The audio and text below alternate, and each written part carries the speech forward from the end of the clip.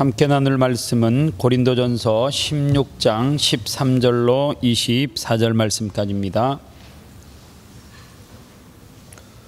고린도전서 16장 13절로 24절 말씀까지입니다.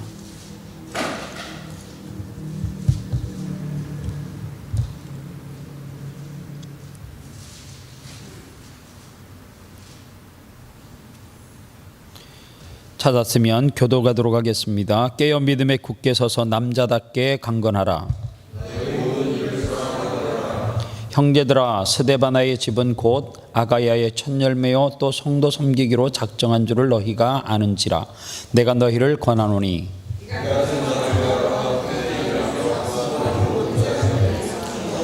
내가 스데바나와 부드나도와 아가이고가 온 것을 기뻐하노니 그들이 너희의 부족한 것을 채웠음이라.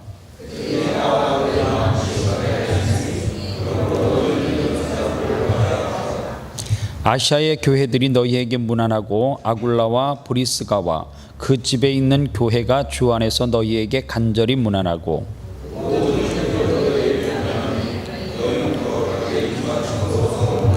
나 바울은 친필로 너희에게 문안하노니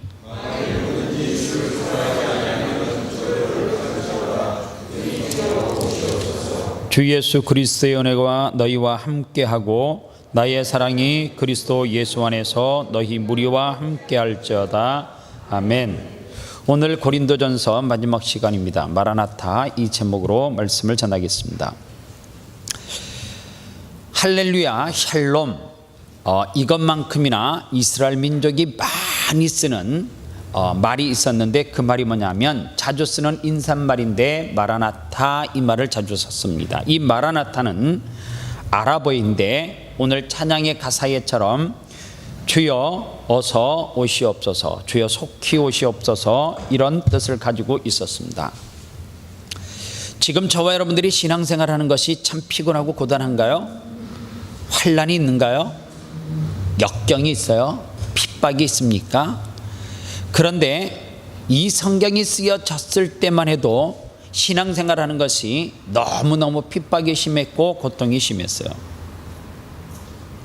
그러다 보니까 항상 그 당시에 신앙생활을 했던 사람들은 신랑 되신 예수 그리스도께서 다시 오시는 약속을 붙잡고 견디는 삶이었다 이렇게 말할 수 있습니다. 그러니까 그 약속을 붙잡고 견디는 사람들이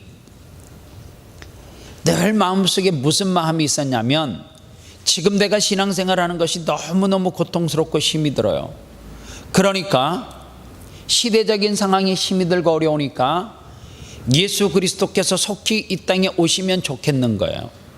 저는 이 찬양을 생각하면 하용조 목사님이 그렇게 이 찬양 그러면 하용조 목사님이 그냥 이렇게 오버랩돼서 지나가요.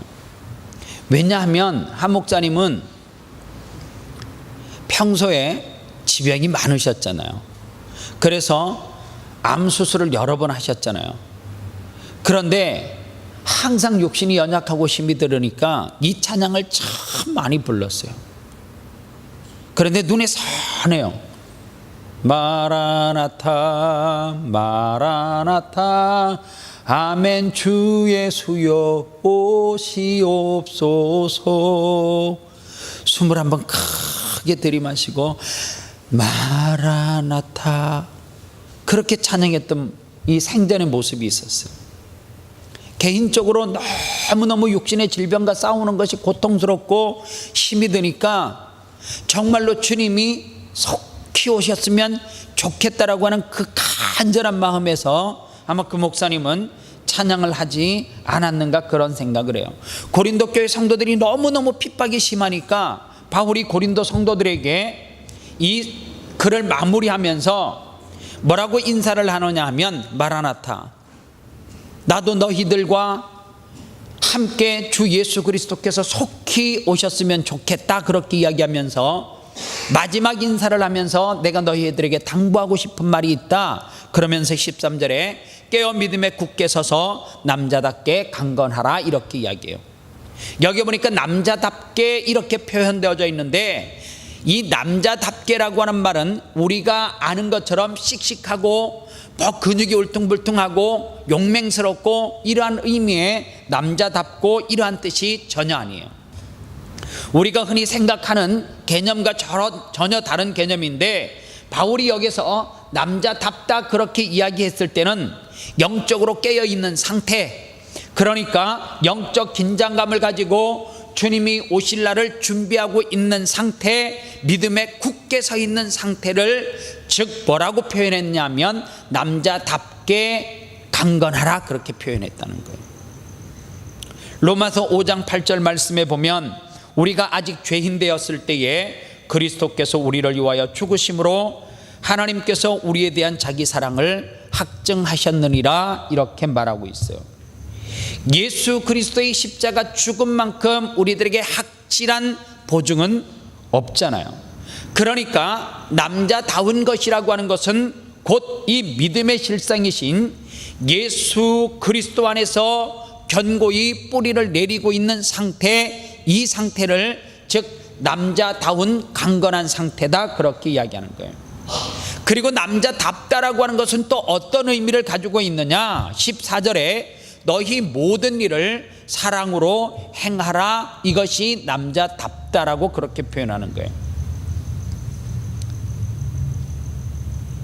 사랑으로 하지 않는 말, 사랑으로 하지 않는 조언, 사랑으로 하지 않는 비판, 사랑으로 하지 않는 봉사와 헌신은 교회 안에서는 아무런 의미가 없어요. 여러분들 잘 보세요. 사랑으로 헌신했어요. 사랑으로 봉사했어요. 사랑으로 봉사하고 헌신하면 그게 다툴 일이에요? 아니죠.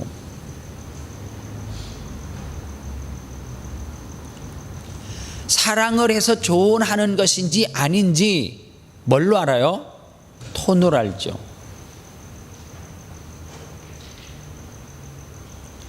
정말 그 사람이 무엇을 받을 때 감사한 표현인지, 이거 별로 안 받아도 되는데 떨떠름한 표정인지는 그 사람의 표현에서 말에서 다 알죠.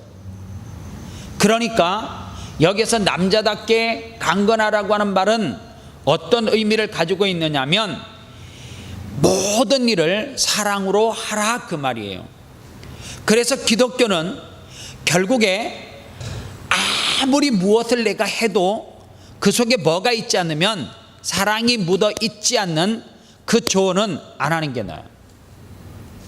내가 오늘 이 사람에게 독을 가지고 쏟을 것 같으면 안 하는 게 나아요. 사랑으로 봉사하지 않는 것, 여러분들 봉사하고 시험 드네요 이런 말을 써요. 절대로 주의 사랑으로 하나님의 전을 위해서 봉사하면 시험 들지 않아요. 주님을 위해서 희생하는 봉사는 돌아서면 있잖아요, 뭔가 말할 수 없는 그 뿌듯한 기쁨이 있어요.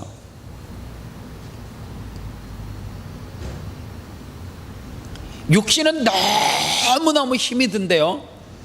돌아서면 내가 주를 위해서 무엇인가를 했다라고 하는 이것이 나로 하여금 뭐가 생기게 하냐면 새로운 에너지, 힘이 생기게 만들어요. 정말로 주를 위해서 헌신하고 주를 위해서 봉사하면.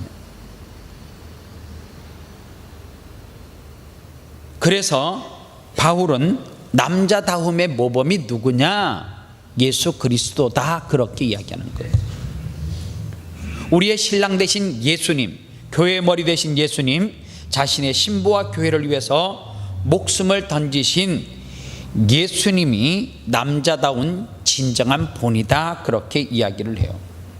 그래서 바울은 고린도 교회 성도들에게 너희들이 장성한 분량까지 성장하는데 그 성장의 척도가 누구여야 된다고요? 예수님이어야 된다고요. 바울이면 안 되는 거예요. 여러분들 성경에 많은 위대한 인물이 있지만 믿음이 아브라함 같은 믿음이면 다 된다라고 생각하는데 아니에요.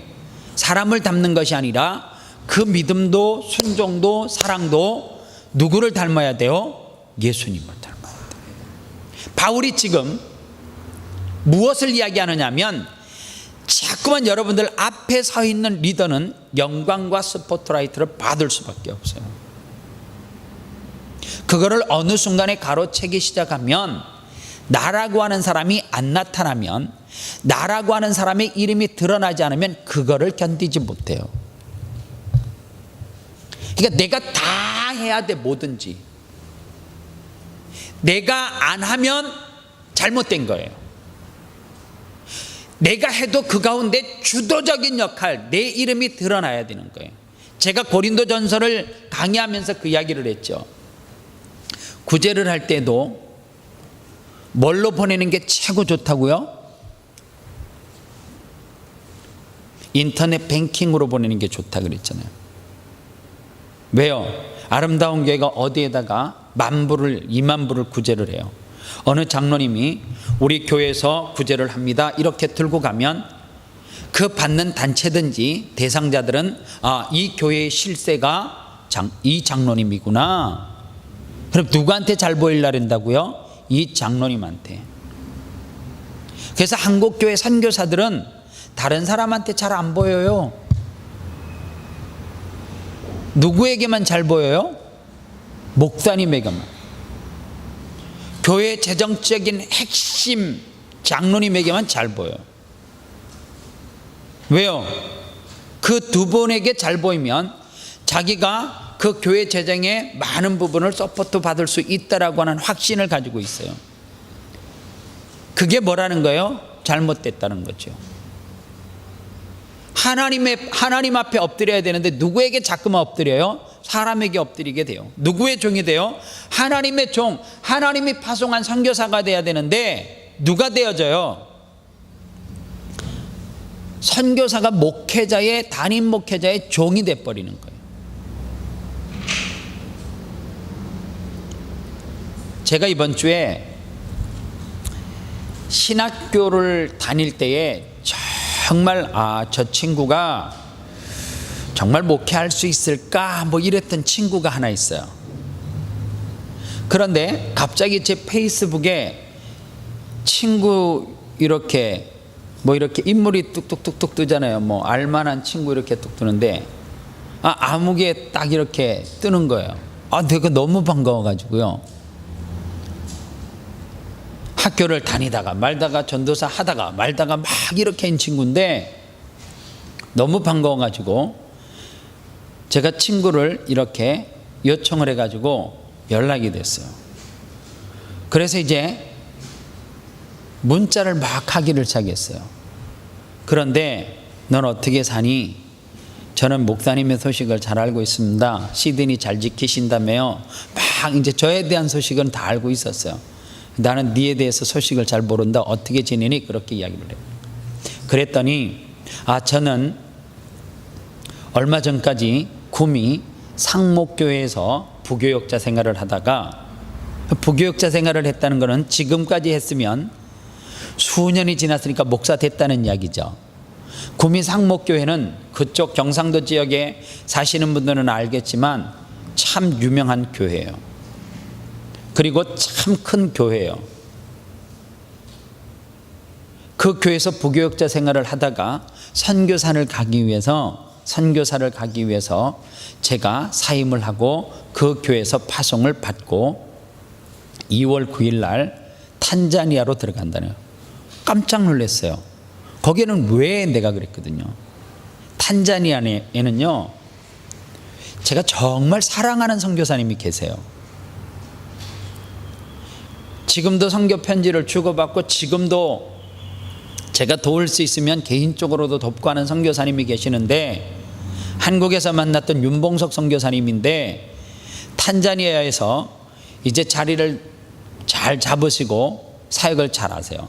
그분의 학력은 국졸이에요. 국졸. 그리고 그곳에 지금으로부터 20여 년 전에, 20년이 헐 더 됐겠죠. 그때에 탄자니아에 딱 공항에 내리니까 200불 딱 손에 쥐고 선교사로 가갖고 10수년 동안 한국에를 단 한 번도 비행기 여비가 없어가지고 못 나왔던 선교사님이에요. 그런데 이태희 목사님이 탄자니아 그쪽 지역에 선교사 영성 수련을 하다가 그 선교사들 훈련하는 데에서도 시중만 들길래 저 사람은 현지인인가 이렇게 물었대요. 그랬더니 저분도 선교사라 그러더래요. 근데 왜 선교사가 왜 현지인하고 똑같이 생겼냐고. 그랬더니 그 선교사님에 대해서 다른 선교사님이 이런 분이라고 이야기를 해줘갖고 오라 그런 거예요. 그리고 그분이 이태희 목사님을 만나는데 얼마나 그곳에 살면서 그 말레리아서부터 무슨 병 이렇게 풍토병을 걸렸다가 살다가 걸려서 또 회복되고 이래갖고 수백 번을 그래 살아갖고 사람 형태가 아닌 거예요. 한국에를 한번 나와봤냐 물어보니까 한 번도 못 나왔대. 내가 한국에 돌아가서 비행기표를 보냈더니 한 번 와서 부부가 건강검진 한 번만 해봐라 그래가지고 그때 인연이 돼갖고 저를 만났거든. 저는 그분이 새벽 예배 오셨을 때 그때 제 기억에 2월 달인가 추웠을 때거든요.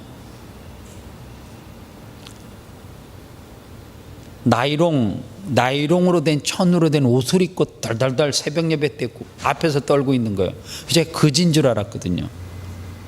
아, 오늘도 돈 한 2만 원 나가겠구나 그래 생각했는데 예배 마치면 거지는 돈 달라고 와야 되거든요. 설교한 사람에게. 안 와요. 아, 이 거지가 도대체 어디 갔어? 내가 이러고 있는데 일부 예배를 드렸는데 또 본당에 또 들어와 있는 거예요. 이 거지 수준이 있다. 나에게 달라는 게 아니라 교회를 대상으로 돈 얻어가려는가 보다. 그리고 나하고 이제 벗어났으니까 난 이제 괜찮다 이러고 있어. 진짜 속으로. 근데 목사님이 딱 나오시더니 예배 시작하기 전에 선교사님 앞으로 나오세요 그러는데 그분이 선교사님이었어요. 나는 거지로 본 사람. 나는 거지로 봤고 그분은 탄자니아에서 제가 일전에 탄자니아 갔다 와서 어느 선교사님 부부 초청한다라고 했는데 오늘 이 자리에 오셨습니다. 나오셔서 인사해 주십시오. 정말로 호껍데기를 입고 나와서 인사를 하는데 70년대 80년대 옷을 나이롱 옷을 입고 인사를 하는데 그때 내 마음이 어땠을 것 같아요. 선교사를 무슨 돈 얻어가는 거지로 알았으니까 내가 얼마나 부끄럽겠어요. 그 일로 그 선교사님을 한국에 체류하고 계실 때 옷도 사드리고 그 다음에 숙식도 제공하고 탄자니아 들어갔을 때 포크레인도 사주고 제가 그 한번 속으로 지은 죄 때문에 선교사님을 열심히 서포트했던 분이에요. 그런데 그분이 탄자니아에 가서 농업학교를 세우고 그 사람들에게 농업 기술을 가르쳐 가지고 졸업할 때 돼지 한 마리 주고 닭 한 마리 주고 성적 따라서 주는 거예요. 그래서 지금은 정부에서 대학을 허락하고요. 엄청난 사역이 넓어졌어요. 근데 내가 그 선교사님이 딱 떠오르죠. 그래서 내가 그 친구에게 내 탄자니아에 잘하는 선교사님이 있는데 그렇게 이야기했더니 아 그러시냐고 소개시켜달라고 윤봉석 선교사라고 하는 분이 계시는데 그랬더니 세상에요 참 하나님의 일하시면 묘해요. 그 선교사님에게 제가 바로 메일을 보냈어요.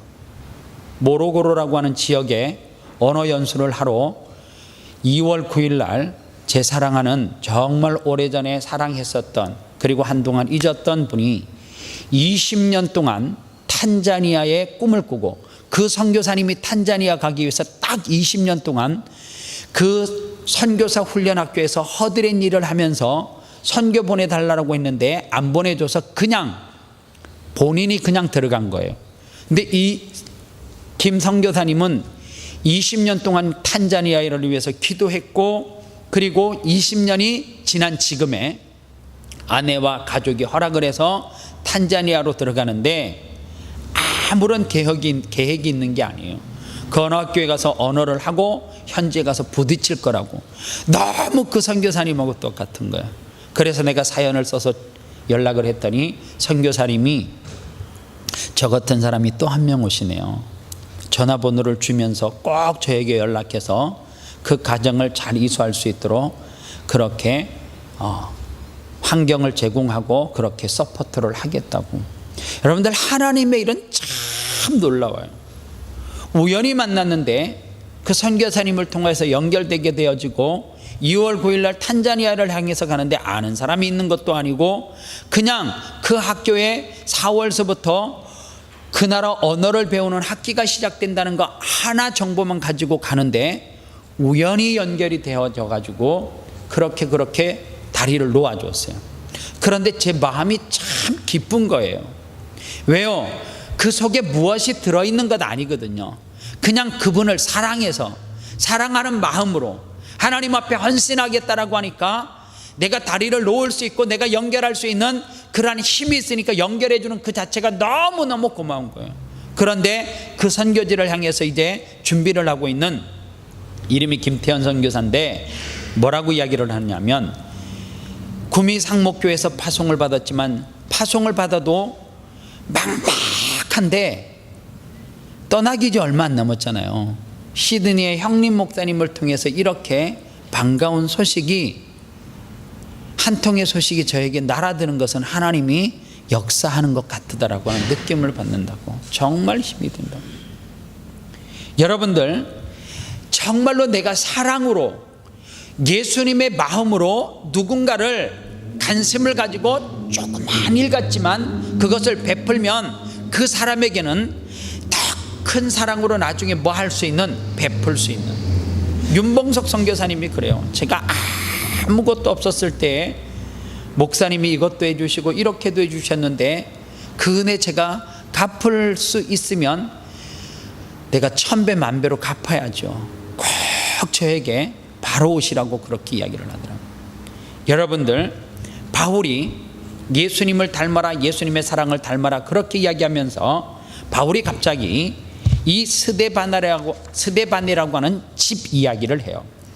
16절에 형제들아, 스데바나의 집은 곧 아가야의 첫 열매요 또 성도 섬기기로 작정한 줄을 너희가 아는지라. 내가 너희를 권하노니. 그리고 계속해서 내가 또한 스데바나 집 사람에게 세례를 베풀었고 그 외에는 다른 누구에게도 세례를 베풀었는지 알지 못하느니라. 바울이 스데바나는 복음전도 2차 전도 여행 때 만났던 사람이에요. 그리고 그에게 복음을 전했고, 그리고 그는 고린도와 아덴을 아우르는 아가야 지방의 첫 열매라고 이야기를 하고 있는데, 바울이 여기서 보니까 스데바나의 집은, 즉 스데바나에게 세례만 준 것이 아니라 스데바나의 집에 세례를 줬다라고 하는 말이 참 의미가 있는데, 그리고 나는 그 누구도 세례를 줬는지 기억이 안 난다 그렇게 이야기하잖아요.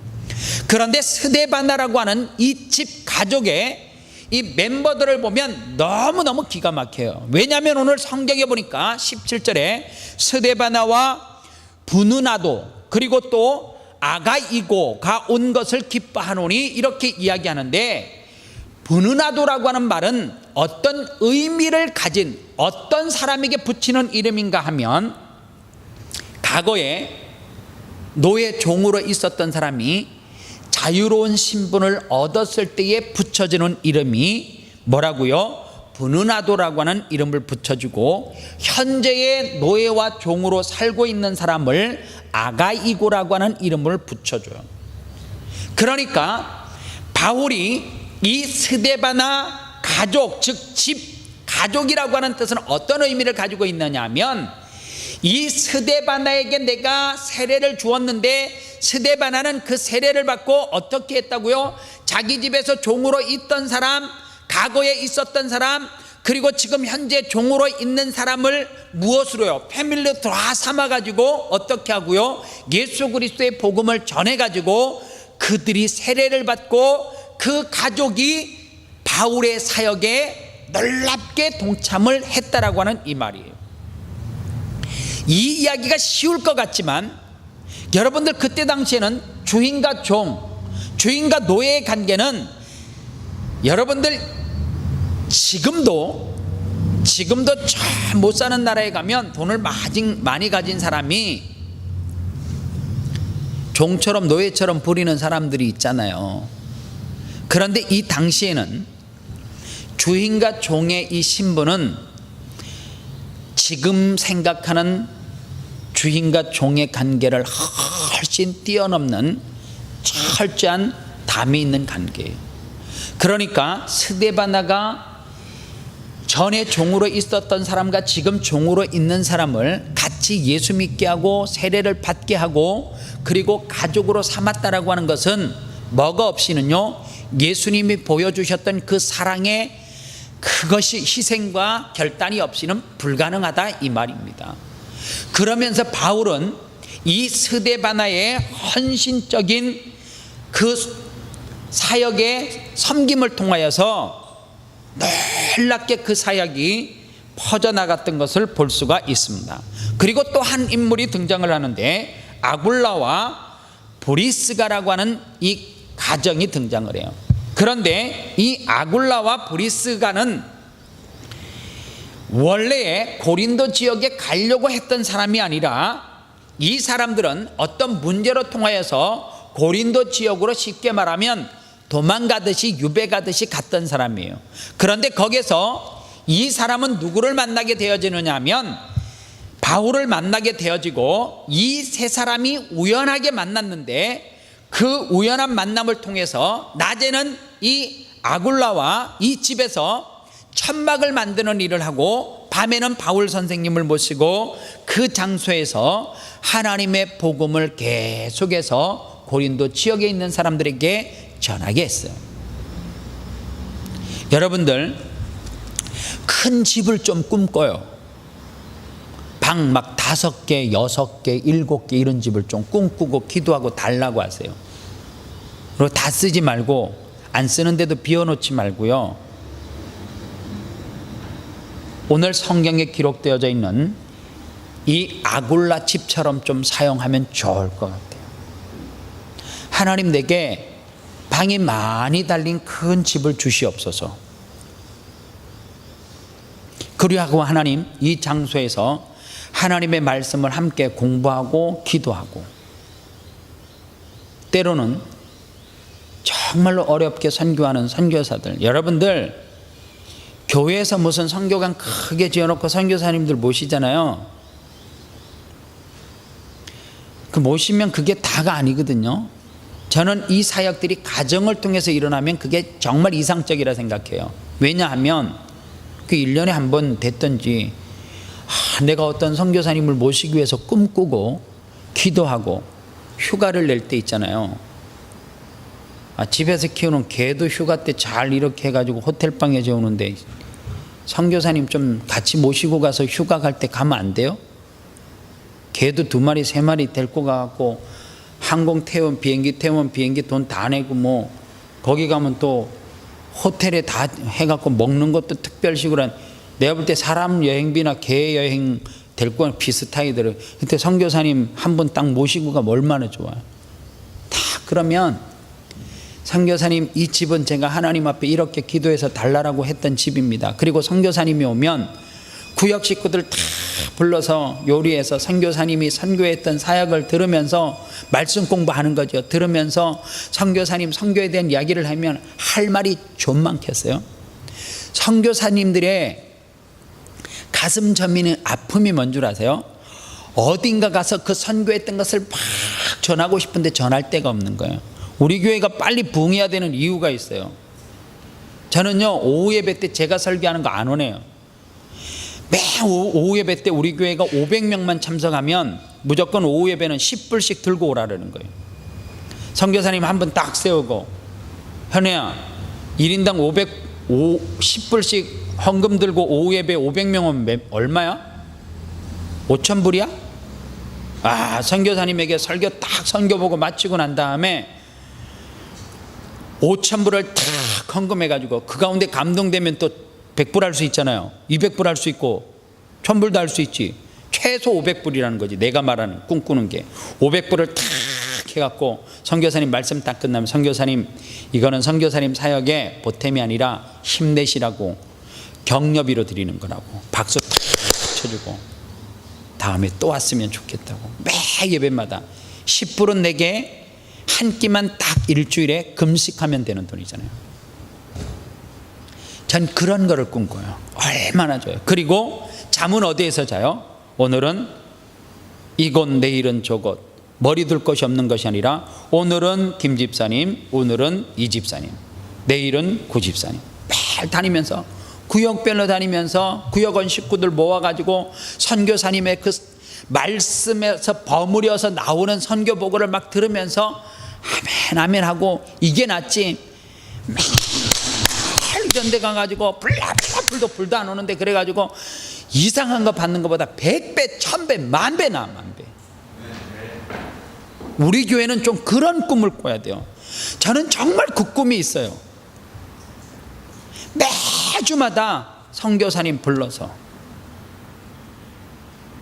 그게 오후 예배 500명만 모이면 있잖아요, 충분히 다해요. 하고도 남아요. 선교사님 다 초청해 오셔서 말씀 전하시고, 한 주 딱 2주 쉬시게 하시고, 하나님 저에게 방 7개짜리를 주시옵소서, 방 하나만 살고 6개 쉬어놓게, 이렇게 기도하면 안 돼요. 하나님 내게 큰 집을 주시옵소서, 2층 집을 주시고 3층 집을 주시옵소서, 선교사님을 위해서 내가 숙소로 내드리고 쉴 수 있도록. 바다가 보이는 집은 그래서 달라 그래야지. 하나님이 고민해요. 주가 좀 한번 줘볼까 이런데, 바다가 내려다 보이는 집 달라 이러고는 지 혼자 매일 의자 펴고 아니,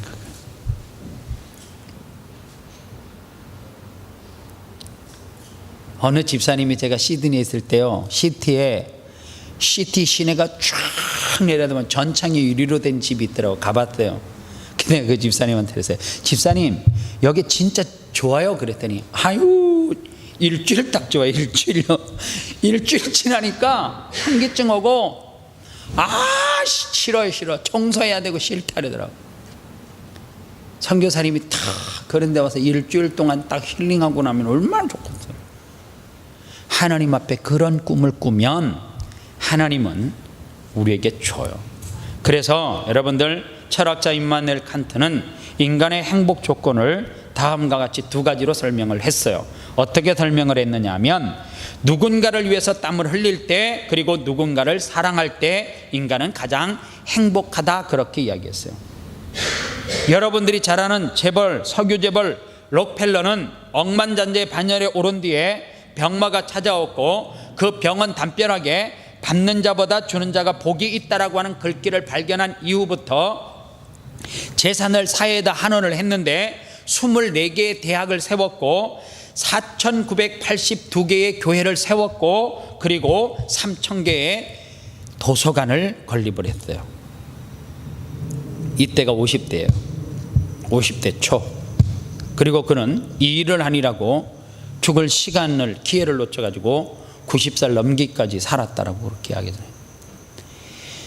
아굴라가 자기가 고린도 지역으로 도망을 와서, 하여간 유배처럼 와가지고 원치 않는 지역이지만 와서 먹고 살기 위해서 천막을 만드는 공장을 만들어 놓고, 생계를 위해서만 사는 것이 아니라 바울 선생을 모셔다 놓고 밤에 말씀을 전하게 했더니, 여러분들, 거기서 바울을 통하여서 말씀의 은혜를 받았던 사람들이 훗날 고린도 교회의 모토가 되어졌어요. 여러분들 생애 가운데 이거 한번 꼭 꿈꾸시기를 바랍니다. 하나님, 아굴라처럼 원치 않게 시드니 왔지만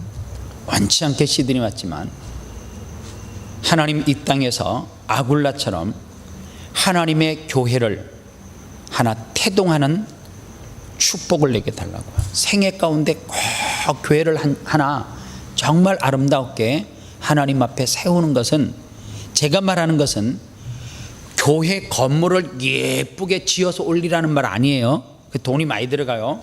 지금서부터 하고 하면 전 재산 팔아도 불가능, 그게 아니고 정말로 자기 교회를, 자기 집을 뭐처럼요, 아굴라처럼 하나님의 말씀을 공부하고, 그리고 그곳에서 기도하고, 그래서 무엇을 만드는 거예요? 쉽게 말하면 목장처럼 만드는 거예요.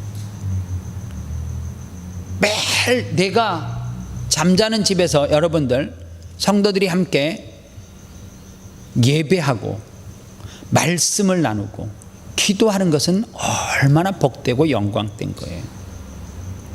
그 꿈을 꾸시면 돼요. 그 꿈을 꾸시면 돼요. 여러분들, 기도할 때 선교사님이 저희 집에 와서 살면 하루 저녁 있으면 선교사님이 이렇게만 하겠어요? 아니에요. 기도해 주죠. 돌아가면 축복해 주시죠. 그 가문을 하나님 복 달라고 선교사님들이 기도하잖아요. 그 얼마나 큰 축복이에요. 우리 아름다운 교회가 거룩한 꿈을 꾸면 우리 아름다운 교회를 통해서 수많은 교회가 세워지고요, 선교사님들이 위로받고 힘을 얻는 역사가 벌어져요. 고린도 교회는 교회 세우자 작정하고 그 지역에 뭐 답사하고 이래서 세운 교회가 아니에요. 원치 않게 그 지역에 왔던 이 아굴라 가정을 통하여서 말씀 공부하게 되어졌고, 그곳에서 은혜 받은 사람이 하나님의 교회를 세워서 하나님 앞에 영광 돌리자 은혜 받은 사람이 그 사역 감당한 거예요. 그래서 지금도 우리가 고린도 교회를 말씀을 통해서 배우는 그런 교회가 되어졌어요. 오늘도 우리가 그런 거룩한 꿈을 꾸고 하나님 앞에 귀하게 쓰임 받기를 소원합니다. 이 말씀을 읽고 고린도전서 강의를 마치겠습니다. 잠언서 25장 13절에 보면 충성된 사자는 그를 보낸 이에게 마치 추수하는 날의 얼음 냉수 같아서 능히 그 주인의 마음을 시원하게 하느니라. 아멘. 다음 시간부터 수요예배 때 히브리서 11장을 가지고 한 20번 정도 제가 강의를 하려고 해요. 히브리서 11장만 가지고 그렇게 할 거예요. 여러분들 수요예배 오실 때 히브리서 11장을 한 번씩 꼭 읽고 있으면 다음 시간에 더 많은 은혜가 될 줄 믿습니다. 이 시간 오늘 말씀을 생각하면서 같이 기도하겠습니다.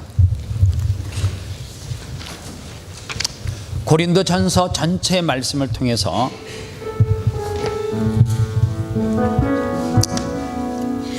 오늘 바울은 결론을 내릴 때 복잡하게 결론을 내리지 않았습니다. 바울이 내린 결론이 뭐냐 하면, 난 남자다웁게 강건해라. 너희 모든 일을 사랑으로 행하라.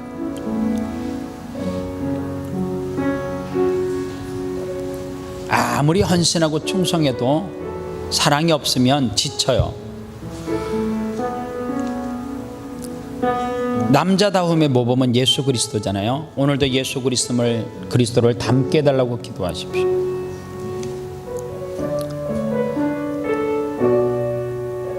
어떤 사람이 모델이 아니라 예수 그리스도가 우리의 삶의 모델이고 예수 그리스도가 기준이에요. 항상 그 기준 놓치면 기도 아무리 해도요, 봉사 아무리 해도, 아무리 충성하고 헌신해도 아무 소용이 없어요. 오늘 우리가 바울이 끝에 말씀의 결론을 나 닮지 말고 예수 그리스도 닮아라 그렇게 말하잖아요. 오늘 여러분들 그 세상에 누구도 닮지 말고 예수 그리스도를 닮게 해달라고, 예수 그리스도의 마음을 달라고 기도하시기를 바랍니다. 그리고 오늘 우리가 꿈꿔야 될 것이 있어요. 우리가 어떤 마음을 가져야 되느냐 하면, 아굴라처럼 그리고 스데바나 집 가문처럼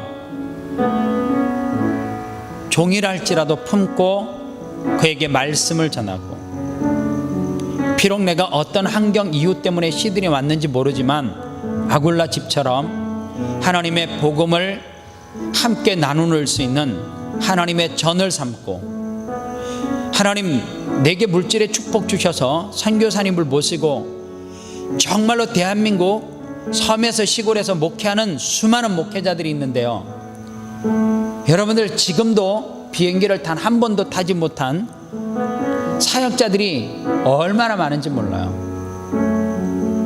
제가 일전에 설교했죠. 그런 분들 꼭 한번 우리 아름다운 교회를 통해서 혜택과 은혜를 좀 입었으면 좋겠다고.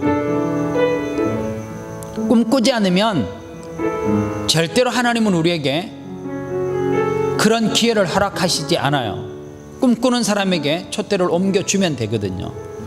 우리는 수많은 꿈을 꿔야 돼요. 영적인 거룩한 꿈을 꿔야 돼요. 하나님, 내 가정이 선교사님들의 쉼터와 정말로 이름도 빛도 없는 곳에 목회하는 목회자들의 쉼터가 되게 해달라고. 하나님, 내게 그들을 섬기고도 남을 수 있는 물질 달라고.